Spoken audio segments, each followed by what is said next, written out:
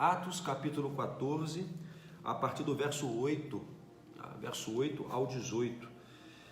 Vamos ver o que aconteceu aqui, né, com Paulo e Barnabé.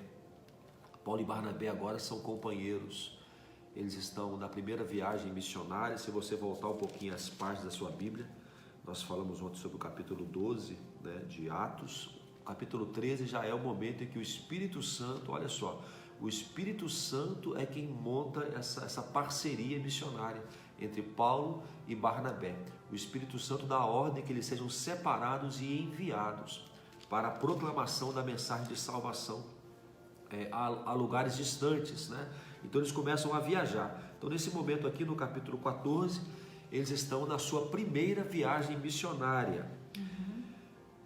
Versículo 8. Capítulo 14 de Atos, versículo 8. E estava assentado em Listra certo homem, leso dos pés, coxo desde o ventre de sua mãe, o qual nunca tinha andado. Este ouviu falar Paulo, que fixando nele os olhos e vendo que tinha fé para ser curado, disse em alta voz: levanta-te direito sobre teus pés. E ele saltou e andou. E as multidões, vendo o que Paulo fizera, levantaram a sua voz, dizendo em língua licaônica: fizeram-se os deuses semelhantes aos homens, e desceram até nós. E chamavam Júpiter a Barnabé e Mercúrio a Paulo, porque este era o que falava. E o sacerdote de Júpiter, cujo templo estava em frente da cidade, trazendo para a entrada da porta touros e grinaldas, queria com a multidão sacrificar-lhes. Ouvindo, porém, isto, os apóstolos Barnabé e Paulo rasgaram as suas vestes e saltaram para o meio da multidão, clamando e dizendo: Senhores, por que fazeis estas coisas? Nós também somos homens como vós, sujeitos às mesmas paixões, e vos anunciamos que vos converteis destas vaidades ao Deus vivo, que fez o céu e a terra, o mar e tudo quanto há neles, o qual nos tempos passados deixou andar todas as nações em seus próprios caminhos, e contudo não se deixou a si mesmo sem testemunho, beneficiando-vos lá do céu, dando-nos chuvas e tempos frutíferos, enchendo de mantimento e de alegria os nossos corações. E dizendo isto, com dificuldade impediram que as multidões lhes sacrificassem. Nesta manhã, a gente quer ver com vocês esse momento em que Barnabé e Paulo, eles foram denominados deuses, né? Eles foram por conta do que estavam fazendo. Imagina chegar nessa cidade, eles estão em Listra aqui, e de repente um homem que era aleijado, coxo, desde o ventre da sua mãe, de repente Paulo olha para ele, o texto diz que, e a gente quer frisar isso, né?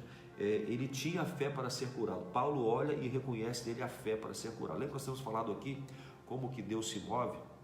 Deus se move pela fé, né? Então a fé deste homem faz com que Paulo dê um comando a ele: levanta-te direito, ou seja, fica de pé direito. Então aquele homem, sem pestanejar, se levanta diante dos olhos de todos. É provável que seja um homem conhecido já por sua enfermidade. Se levanta e salta e começa a andar, e de imediato o povo daquela cidade começa a dizer que Barnabé e que Paulo, eles eram deuses, eles eram na verdade encarnação dos deuses que eles adoravam ali, Júpiter e Mercúrio. E gente, se você observar, nós temos até hoje, nós encontramos ruínas de templos que foram erguidos a deuses como Júpiter. Então era uma idolatria, era uma adoração que havia séria. Então quando eles reconhecem que Barnabé e Paulo eram a encarnação desses deuses, eles estavam levando aquilo a sério mesmo. Aí o que acontece em seguida, o sacerdote aqui no versículo 13, o sacerdote de Júpiter, ele imediatamente, ao perceber aquilo, promove uma mobilização para sacrificar a eles, e adorar a Barnabé e Paulo. Então traz touros e grinaldas e traz para frente do templo, e vai começar uma adoração. É quando eles, de maneira, eu imagino, radical, né? Eles rasgam as vestes e falam: não, parem com isso, nós somos homens como vocês, não façam isso. Olha só, somos sujeitos às mesmas paixões e sentimentos que vocês, somos iguais a vocês, né? Na verdade, estavam trazendo a glória para Deus e não para eles. E a gente quer falar um pouquinho sobre isso, sobre essa questão de dar glória a quem merece a glória, dar adoração a quem merece adoração, buscar servir a quem de fato merece todo o nosso serviço. Gente, o que está acontecendo aqui é que esse povo, ao ver Paulo e Barnabé fazendo algo grandioso, eles querem colocar eles dois no lugar de Deus. Acham que eles são deuses. E a partir dali começa um movimento de adoração. Será que isso não é possível acontecer na nossa vida hoje? Quando a gente adora a coisas, pessoas e não a Deus especificamente, eu acredito, amor, que a intenção daquelas pessoas talvez era adorar a Deus, mas estavam colocando eles dois no lugar de Deus. Posso falar uma coisa importante? Lembrar assim, primeiro que eles estavam, os deuses, né, Júpiter e Mercúrio, nós estamos citando aqui, que eram adorados por eles, não eram deuses verdadeiros. Então olha só que coisa interessante, eles estão reputando a Paulo e a Barnabé uma glória que pertenceria, segundo eles, a Júpiter e a Mercúrio, que também não eram deuses. Então era uma espécie de idolatria dobrada, né? Só para lembrar isso. E nós estamos falando aqui, querendo trazer agora também a questão de adorarmos de maneira, queremos adorar o Deus verdadeiro e usamos meios errados de fazer isso. Galera, será que é possível, sem querer, a gente colocar coisas no lugar de Deus? Porque esse é o sentido da idolatria. A idolatria é você colocar qualquer coisa no lugar de Deus ou acima de Deus, que é pior ainda, né? Será que é possível a gente fazer isso hoje? Eu acho que é. Eu acho que é. Aqueles homens, aquele povo queria colocar Paulo e Barnabé no lugar de Deus. Eles queriam alguém para adorar. É muito mais fácil a gente adorar uma coisa que a gente vê, enxerga e palpa. O ser humano, ele gosta disso. Ele gosta de materializar a fé, entendeu? E nessa materialização da fé a gente peca. Porque aí a gente coloca coisas no lugar do Senhor, no nosso coração. E a gente vai falar sobre a possibilidade de adorar pessoas no lugar de Deus, colocar pessoas numa posição no nosso coração que elas não deveriam estar, e também a gente vai falar sobre a possibilidade de colocar coisas no lugar de Deus. Vamos começar falando sobre adorar pessoas, amor? Como é que você acha que a gente pode começar a colocar pessoas no lugar errado na nossa vida? O que você acha? Eu acho que, bom, eu fiquei pensando sobre isso. Eu nem sei se você chegou a pensar nisso, mas eu nesse tempo atual, onde nós temos recursos da internet, né? E lá em casa a gente conversa muito sobre isso. Eu gosto muito de ir à Bíblia, de ler a Bíblia, de meditar na Palavra de Deus e orar ao Senhor e pedir que o Espírito Santo possa trazer clareza à minha visão para compreender as Escrituras. Eu observo que hoje existe uma espécie de idolatria branca, vamos dizer assim, uma idolatria do bem, entre aspas, quando nós temos preguiça de meditar na palavra e nós vamos até a internet e nós colocamos assim, deixa eu ver o que fulano de tal pensa sobre tal assunto. E aí eu não penso mais com aquilo que o Senhor me falou, com aquilo que o Espírito Santo me esclareceu. Eu começo a pensar de acordo com a mente de algumas pessoas, até eruditas e homens até de Deus, não estou questionando isso. Mas muitas vezes nós não pensamos mais por conta própria, nós começamos a reproduzir o pensamento de outros.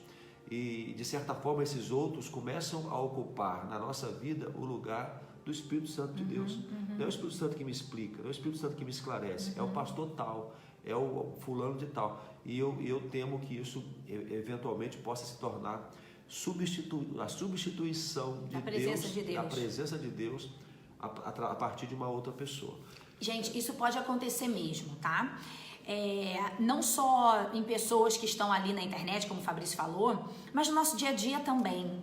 A gente colocar a opinião de pessoas na frente da opinião de Deus. Então, por exemplo, você está com um problema no seu casamento e aí você vai procurar a opinião de alguém, de um amigo ou até de alguém que você confia. Ok, tá certo? Tá certo. Mas a opinião dela vai estar acima da opinião de Deus sobre o que você tem que fazer com o seu casamento? Se estiver, tá errado. Ou, por exemplo, a gente admira tanto uma pessoa que essa pessoa começa a ocupar na nossa vida uma importância que ela ganha mais a nossa atenção do que o próprio Deus. É o que eu falei agora, exatamente. Mas assim, no seu, você deu um exemplo de uma referência espiritual, Sim. deu né, buscar um conselho, entendimento sobre o que Deus pensa sobre tal coisa, e eu procuro o que uma pessoa diz, e não somente a Bíblia.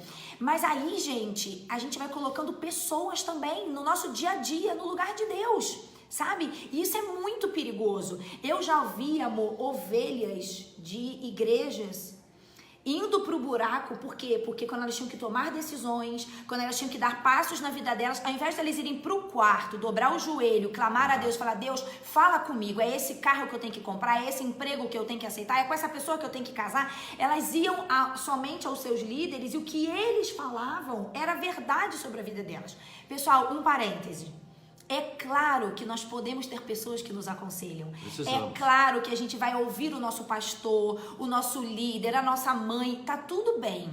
Só que eu ouço a pessoa e eu vou falar, Senhor, o que o Fabrício falou vem do Senhor para minha vida? Eu sei ouvir a voz de Deus ou eu só sei ouvir a voz de pessoas? E é importante que, por exemplo, você tenha discernimento. O líder espiritual, ele corre esse risco de realmente, eventualmente, ele ser o substituto de Deus na vida das pessoas. Ele corre esse risco. Então você, enquanto líder espiritual, nós, enquanto líderes espirituais, devemos estar atentos. Se o nosso conselho é conforme a palavra. Eu gosto muito de dizer assim, olha, a Bíblia diz isso, isso e isso. A Bíblia nos orienta assim, assim, assado. Dessa forma, nós, enquanto líderes, nós estamos apontando para as Escrituras e trazendo orientação firmada nas Escrituras. Mas sabemos que nem sempre é assim que acontece. Nós somos tentados a falar, olha, eu digo a você que você deve fazer tal coisa. Faça assim, porque eu penso dessa forma. Isso é perigoso. Cuidado. Porque nós somos humanos, né, amor? Paulo e Barnabé, quando a galera começa a querer adorá-los, porque eles fizeram uma coisa extraordinária, curaram um paralítico, né? Eles falam, gente, para, nós somos como vocês. E na internet, amor, as pessoas às vezes fazem isso com outras, né? A opinião delas. Gente, uma coisa é você gostar de alguém, admirar, respeitar, tá tudo certo. Mas você não pode endeusar ninguém. Porque isso também é uma espécie de idolatria. Toma cuidado. Aprenda a abrir o seu ouvido. A minha oração todas as manhãs com Deus é, Deus, me ensine a ouvir a sua voz. Tira os ruídos, para que eu tenha um canal aqui tão aberto que quando eu precisar de uma orientação, o Senhor consiga falar comigo. Entendem isso? Então, isso é idolatrar pessoas, tudo bem? Ok. Idolatrar coisas. É porque a gente, só uma coisa, é que a gente às vezes pensa em idolatria, a gente pensa logo em objetos de escultura. Então, isso aí, gente, também. Claro, mas é o menor das questões, a menor das questões, porque essa aí não é tão sutil.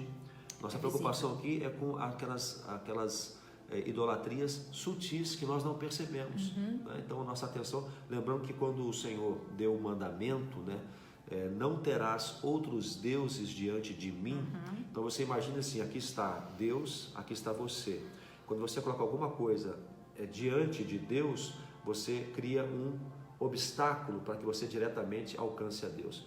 Então, quando o mandamento é nos dado, é qualquer pessoa, mas também qualquer objeto ou coisa que ocupe, que esteja diante de Deus e que seja um obstáculo para que possamos chegar diretamente a Deus. E se imagina que Deus é uma luz, você coloca aqui um obstáculo, essa luz vai ficar comprometida de chegar até aqui. Então eu fico no escuro. Entendem isso? Como é que a gente idolatra coisas, gente? Existem muitas coisas que a gente idolatra. E depois eu vou compartilhar com vocês até algo que Deus recentemente colocou no meu coração e eu tô trabalhando isso, tá? Mas vamos lá, gente. Coisas que a gente idolatra são coisas que ganham o nosso coração e que ocupam um lugar de tanta importância pra gente que aquilo é algo que eu não vivo sem. Preciso disso, eu não abro mão disso, isso é muito bom pra mim, eu não quero ficar sem isso. Vamos lá, tenha cuidado. A internet. Galera, a internet está fazendo muitas vezes com que a vida das pessoas gire em torno dela. Você acorda e a primeira coisa que você faz é o quê? Pegar o seu celular para ver o quê? Sei lá. O que está acontecendo na vida dos outros. A sua rede social. Rede social. E a internet, e as redes sociais de maneira especial, ela nos colocam no altar, né? Eu quero ver se tem algum seguidor novo, quero ver o que se curtiram o que eu postei ontem. Deixa eu ver as novidades, deixa eu ver se estão falando alguma coisa de mim, se eu fui marcado em alguma coisa. Gente, a internet é um instrumento, muitas vezes, ela é um Deus em si mesmo. E às vezes ela coloca a gente como Deus. Então, toma cuidado. Eu quero te fazer uma pergunta assim, ó. Qual é a primeira coisa que você faz quando você acorda? Responde no seu coração. Qual o primeiro comportamento que você faz quando você abre os olhos e sai da cama? Então, pensa. O que deveria ser a nossa primeira coisa de manhã cedo? Não deveria ser Deus? Está sendo Deus? Tem sido Deus na sua vida ou tem sido a internet? Então, pode ser que a internet se torne um Deus, porque a sua vida gira em torno dela. Você, antes de dormir, eu não durmo, antes de dar ali uma olhada nas notícias, nas redes sociais. Qual deveria ser a última coisa que você faz antes de dormir? Será que é a internet? Uma coisa bacana de ver, de mensurar também, é aquilo que eu gasto mais tempo. Isso aí. Com o que você gasta mais tempo na sua vida? Talvez isto seja algo que está sendo idolatrado no seu coração. Algo que está no lugar que pertence a Deus. Segunda coisa aqui, ó. Jogos eletrônicos. Esse problema eu não tenho, hein? Tirei da sua vida, amor. Eu, na verdade, a gente tá falando sobre essa questão de o que ocupa o lugar de Deus e eu quero associar com relação a tempo. Às vezes gastamos muito tempo com coisas fúteis, com coisas que não levam a lugar nenhum, que deveria estar sendo gasto, pelo menos uma parte dele com Deus. Não estou querendo também criar uma vida utópica aqui, né? Nem alienada, bitolada. Claro que você deve se divertir, deve ter entretenimento, só não pode fazer com que isso seja algo mais importante do que Deus na sua vida. E aí a gente coloca os jogos eletrônicos, porque para nós, que somos conselheiros, muitas vezes ouvimos de pessoas que se queixam, de casais que têm brigas, de conflitos, por conta de jogos eletrônicos. Videogame, gente. Videogame. Que você Computador. gasta muito tempo com isso. Eu conheço pessoas que vivem no jogo, vivem por conta de jogar. E eu fico triste, porque muitas vidas ficaram paralisadas. Por incrível que pareça, por conta de um divertimento que era para ser saudável, pontual, momentâneo, mas se torna o centro da vida das pessoas. O Daniel, quando ele tinha uns 15 anos, menos talvez, ele começou a insistir muito para que a gente desse um videogame para ele, né? E eu fui segurando. O Fabrício também, mas eu acho que eu era a mais chata nessa época, né? E aí a gente segurou tanto que passou a fase, entendeu? E eu me lembro também a questão do celular. Gente, isso é uma coisa nossa, tá? A gente tá dividindo com vocês, mas cada um cria o filho como acha que tem que ser baseado na Bíblia, beleza. Daniel, época de celular, 11 anos, 10 anos, todos os amigos já tinham celular e ele começou, mamãe, papai, o celular e tal. E eu falei assim, filho, deixa eu te explicar, você é muito novo para ter um celular. Mas mamãe, todo mundo na minha sala tem celular. Tudo bem, filho. Qual é a frase que mãe fala nessa hora? Você não é todo mundo. Mas assim, eu nunca disse não ignorantemente. A gente sempre sentou e falou, filho, deixa eu te explicar. Olha só, o celular é isso vai ocupar a sua mente. E E aí ele foi entendendo. E a gente foi jogando um ano pra frente. Aí 12 anos, 13 anos. Daniel não tinha celular. 14 anos ele não tinha celular. Aí ele começou a apelar, né? Mas mamãe, os trabalhos da escola são mandados no grupo. Filho, põe a gente no grupo. E aí colocou, Daniel foi ter celular com 15 anos. E eu tenho certeza que hoje, ele já tá com quase 17, ele diz, foi bom pra mim. Foi ruim na época, mas foi bom pra mim. Então eu queria dizer pra vocês, pai e mãe, por favor, retardem o máximo que puder. Seus filhos têm 9, 10 anos, eles não têm que ter um celular só pra eles, gente. Eu agora tô falando como psicóloga, tá? Por favor. Mas ele já tem. Ora a Deus, pede sabedoria, dá uma segurada, porque existe um mundo ali dentro, um mundo que você não controla. É um portal. O celular é um portal. Isso. Eles entram ali e tudo aquilo que você tentou guardar, que você tentou cuidar, que você tentou de maneira alguma administrar, dosar, ensinar, isso despeja de uma vez só em cima deles. E nós não temos mais controle. Exatamente. Então, mas isso não é o assunto de hoje. Não, não é, mas a gente aproveitou para falar disso, tá? Eu acho que você já podia falar disso aqui também. Tem que ser você falando. Sobre futebol. Uma coisa que também, às vezes, é o time, né? A gente começa a idolatrar o nosso time. Eu gosto muito de futebol, eu não escondo isso. mas eu aprendi que não posso jamais permitir que o meu time esteja acima de Deus na minha vida. Então, nunca, por exemplo, nunca como deixei... Já foi. Como já foi. Antigamente eu às vezes não ia ao culto, não ia à igreja, reunir, quando era adolescente, não ia para poder ver o jogo do meu time, ter um jogo importante. E o meu time perdia, eu fico brincando às vezes que o meu time perdia. E eu falava assim, Deus me castigou, eu tinha que ter ido ao culto, eu não fui ao culto, meu time perdeu por minha causa. Então eu bati no peito. Bom, bobagem. Gente, cuidado para que o seu time, do seu coração, né, que você é apaixonado, que não seja mais importante do que Deus na sua vida. E você abra a mão de se envolver com o que Deus está fazendo, né, e isso eu digo a você que eu já passei por isso, de abrir mão do que Deus está fazendo no meio da igreja, porque você está em casa à frente de uma televisão, né? Ou hoje, através do celular, um monte de coisa, você para tudo para estar diante do seu time de futebol e deixa Deus de lado. E não somente isso, amor, mas nós tivemos dificuldade numa época do casamento por causa disso. Lá atrás, o Fabrício era... Gente, vocês não estão entendendo. O time dele... Era Deus no céu, o Atlético Mineiro na terra. E eu me lembro que quarta-feira era dia de jogo. Olha... Tinha culto de oração, eu acabava rapidinho, porque tinha que chegar em casa. Não, e outra coisa, e ai de quem atrasasse ele pra chegar em casa pra assistir o jogo, entendeu? E ai de mim, se eu quisesse conversar, rolar uma DR, se eu quisesse sair pra comer, não tinha o que fizesse. E aí, com o passar do tempo, isso foi me magoando.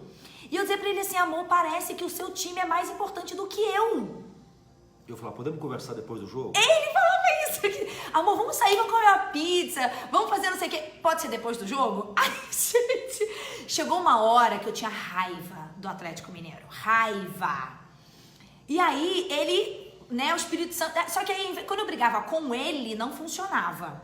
E aí eu aprendi, que eu já ensinei pra vocês, eu ia para Deus. Eu comecei a ir para Deus. Depois do livro lá que eu li, da esposa que ora pelo seu marido... E aí, eu comecei a falar, Senhor, não tá certo isso. Não tá certo. Que o Senhor trabalha no coração dele. E aí, Deus foi trabalhando. O Atlético perdendo um campeonato atrás do outro. Chegou uma época que desgostou, entendeu? Eu não sei se foi isso, mas eu acredito que o Espírito Santo foi trabalhando na vida dele. Então, gente, hoje, não é mais assim. Eu louvo a Deus por isso, sabe? Então, às vezes, na sua vida, a gente tá brincando aí, né? Mas é sério, tem pessoas que colocam o time, o jogo de videogame, o computador, o celular na frente de tudo e na frente de Deus. Isso é muito sério, tá? Mas, por exemplo, tem pessoas também que colocam a vaidade, a beleza. Então, gasta-se um tempo, gasta-se dinheiro, gasta-se energia para buscar algo que não satisfaz, sabe? É essa barreira na frente da luz. O trabalho, tem pessoas que colocam o trabalho, assim, a vida da pessoa é o trabalho. Então, se der tempo, ela vai na igreja. Se der tempo, ela fica com a família. Se der tempo, ela vai ler a Bíblia. Mas por quê? Porque eu tenho que trabalhar. Tá bom, gente, temos que trabalhar, óbvio, né? Não cai dinheiro do céu. Mas o trabalho, o estudo, quantos jovens se afastam de Deus na época da faculdade? E não voltam mais. Não voltam. Muitos não voltam mais. Eu vejo assim, na igreja, nós avaliamos assim, a performance, né? Adolescente animado, envolvido, fazendo tudo. Na juventude também, ali tem um comprometimento. Aí entra na faculdade, aí puxa o freio de mão, porque alguém disse em algum momento que agora é hora de focar na carreira. Gente, guarda uma coisa. Nunca Deus pode perder o foco na nossa vida. Nunca. Em momento algum. Pode ser um momento que você tem que decidir a sua carreira, mas Deus ainda é o foco. Amém. Deus não pode ser reputado a segundo plano em circunstância alguma na nossa vida. Porque quando nós colocamos outra coisa no lugar de Deus, nós começamos a aprender a viver sem Deus. E isso é terrível, pode causar estragos até com consequências, consequências de anos na vida de alguém, às vezes até o final da sua vida. Por quê? Porque num dado momento alguém disse que agora é hora de você focar em tal coisa e desfocar de Deus. Esse é um equívoco fatal, fatal. A Bíblia fala a verdade, quando ela fala que em primeiro lugar é Deus e as outras coisas vão ser acrescentadas, nós temos que crer nisso. E ali o texto fala as coisas essenciais, ou seja, É essencial tudo aquilo que a Bíblia fala ali. Vai ser dado, desde que nós coloquemos sempre o tempo todo o foco em Deus. Amém. Filhos e casamento, às vezes ocupam o lugar de Deus na nossa vida. Ah, pastor, eu não posso ir na igreja porque eu tenho que ficar em casa, eu tenho que lavar roupa, eu tenho que fazer comida, eu tenho... Tá bom, gente, mas olha só. Quando eu estou longe de Deus, eu não sou feliz. Então eu posso dar a desculpa que eu quiser, mas eu não vou estar feliz. Tem gente que coloca o casamento como a fonte da felicidade da vida da pessoa. Pessoas que querem casar e elas abrem mão de tudo porque dizem assim, o dia que eu casar eu vou ser feliz. O dia que eu tiver filhos eu vou ser feliz. Então, onde está entrando Deus na sua vida? A ponto de você achar que é o casamento que vai te fazer feliz. Aí essas pessoas, quando se casam, elas acharam que conquistaram tudo o que elas precisavam. Aí agora o casamento é um Deus na vida delas. Gente, nada pode ocupar o lugar de Deus na nossa vida, nada. Mesmo que eu ache que aquilo é importante, aí a gente tem que ter sabedoria para administrar todas as coisas, né, amor? Porque a gente não vai largar o casamento de lado, não vai largar os filhos, não vai abandonar o trabalho, porém... Tudo tem que encaixar no lugar que Deus quer que encaixe. Senão, a gente se torna pessoas incompletas. Já viu pessoas que passaram anos dedicando sua vida aos trabalhos? Porque eles acharam que quando eles fossem bem-sucedidos, eles seriam felizes? Aí eles abandonam tudo e aí eles se tornam bem-sucedidos no trabalho. E de repente eles olham e falam assim, é só isso? Cheguei aqui onde eu tanto queria e de repente descobre que e agora? Não construíram nada. Não tenho mais nada. A felicidade não veio junto com o sucesso profissional. Ela vem em partes. Em partes ela não vem. Entendem isso, gente? Então, nós temos que clamar a Deus que nos dê sabedoria para administrar. Paulo e Barnabé, eles ficam tão desesperados quando eles percebem que as pessoas estão endeusando eles, que eles rasgam as vestes e gritam e falam, para, nós somos homens como vocês. Eles não permitem que os homens idolatrem eles. Então, que a gente não coloque ninguém e nem coisas no lugar de Deus na nossa vida. A sua felicidade vai vir do Senhor. Esses homens aí, eu quero frisar isso, eles estão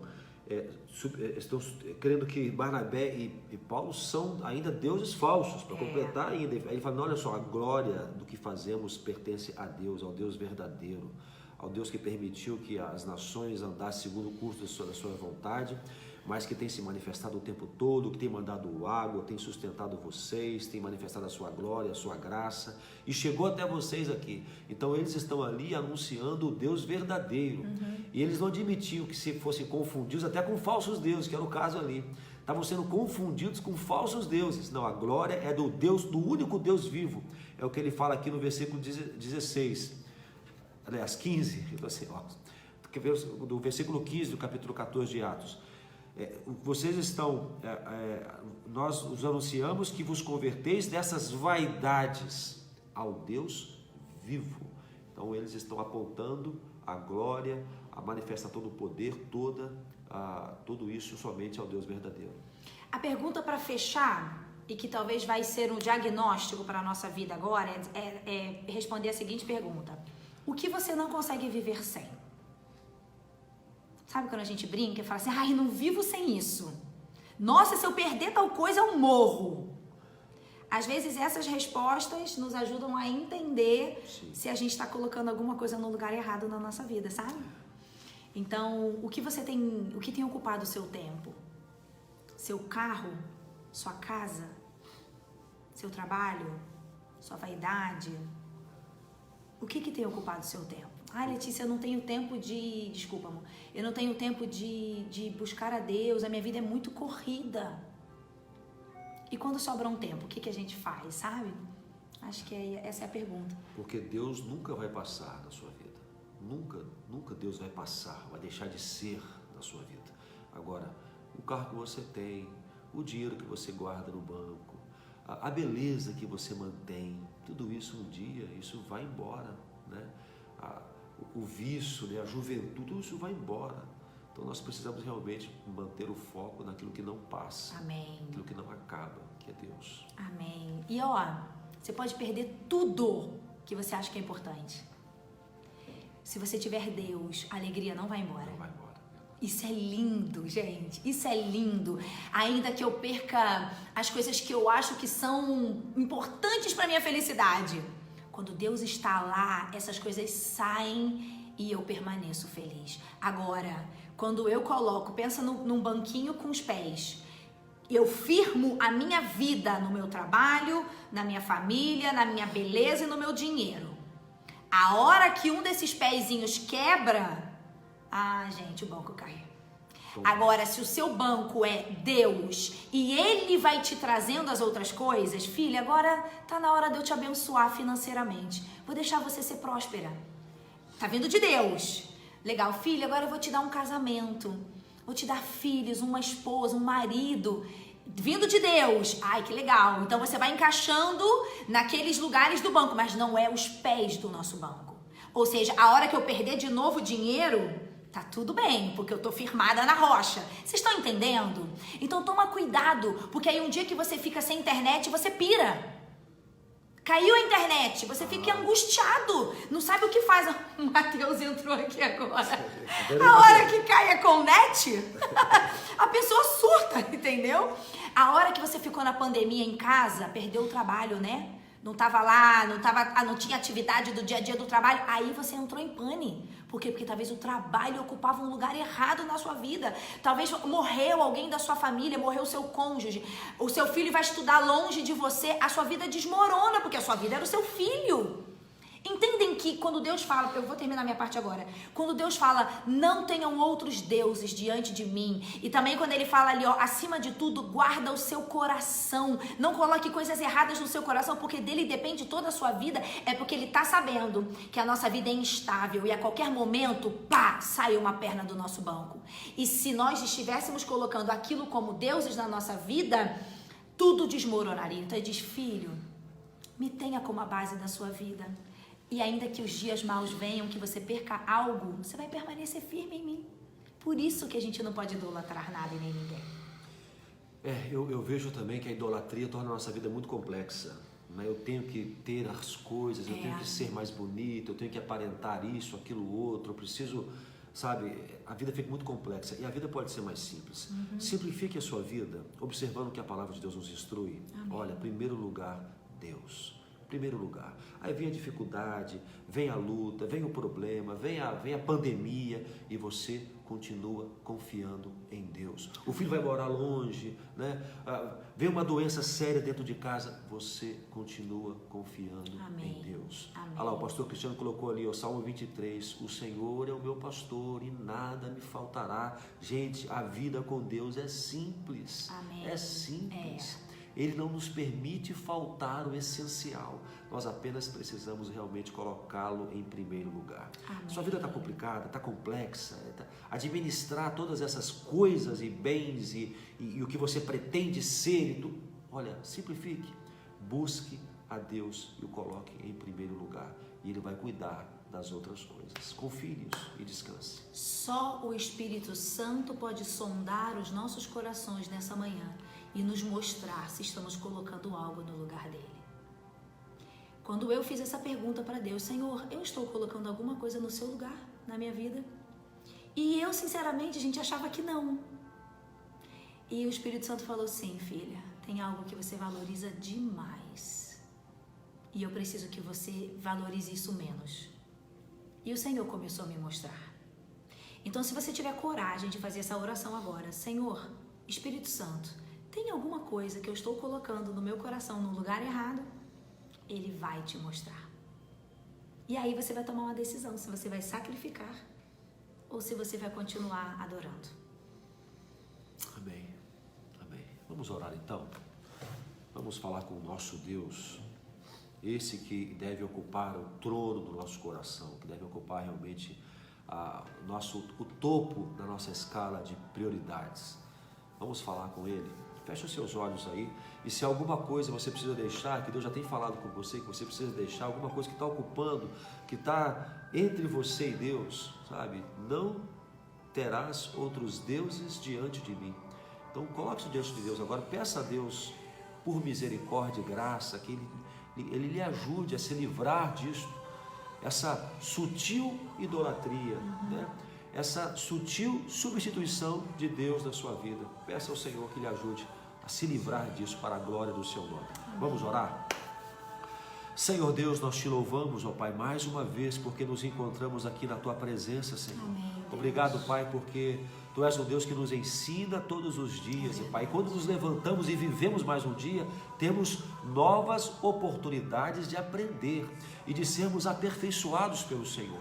A nossa oração agora, Pai, é que hoje seja um dia de aperfeiçoamento, um dia de correção, um dia de ajustes. Quem sabe alguma coisa tem que ser arrancado de nós, Pai. Dá-nos esta ousadia, Senhor Deus, de arrancar, de reconhecer e arrancar aquilo que hoje está ocupando um lugar que pertence a Ti em nossa vida. Senhor, revele isto a cada um dos que estão conosco agora, dos que estão tendo acesso a esta mensagem, Pai. Senhor Deus, porque nós não queremos errar, colocando no trono do nosso coração qualquer coisa ou qualquer pessoa que não seja o Senhor.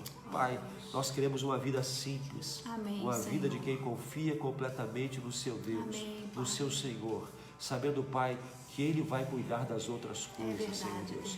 Pai, num tempo de medo, num tempo de insegurança, de incerteza, Senhor, nós precisamos mais do que nunca colocar a nossa vida nas Tuas mãos e o Senhor no altar. Pai, arranca, tira, elimina de nós aquilo que hoje ocupa o lugar que pertence ao Senhor. É a nossa oração em nome de Jesus. Amém e amém. Ó Deus querido, essa é a nossa oração. Toma o nosso coração e a nossa alma. Nós queremos viver só para o Senhor. Pai, esse mundo vai passar. As coisas que a gente prioriza, que a gente valoriza tanto, elas vão acabar um dia, Deus. E o que vai nos restar é a vida que a gente teve com o Senhor.